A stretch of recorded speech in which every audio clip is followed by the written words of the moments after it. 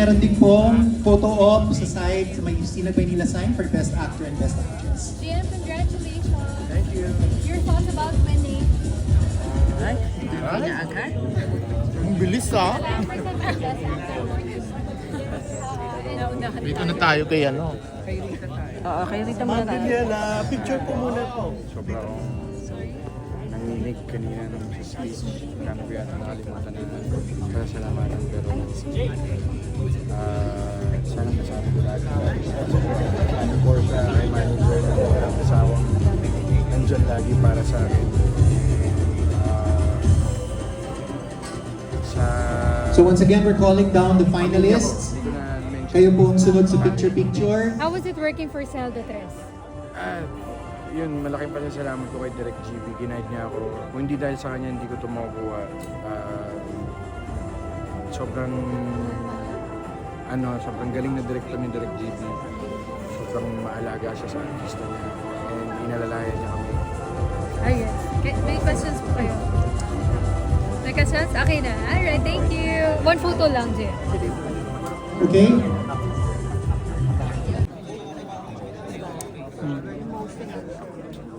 Bakit? Kasi sa mga tanong niyo po, Napaiyak kita? pinapayak niyo po ako eh. Hindi, yun lang. Ano ba si... ano yung sisasabihin mo sa sarili mo ngayon?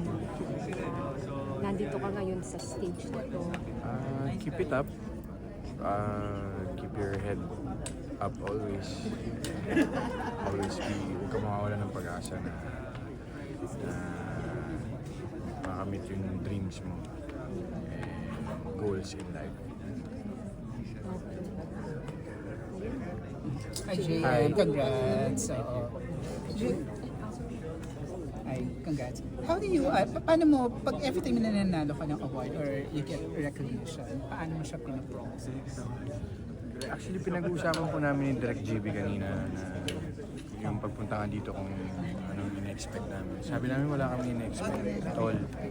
Kasi before, meron na rin akong mga sinaliang festivals na binuhos ko yung lahat ko, feeling kong mananalo ko, nag-expect ako.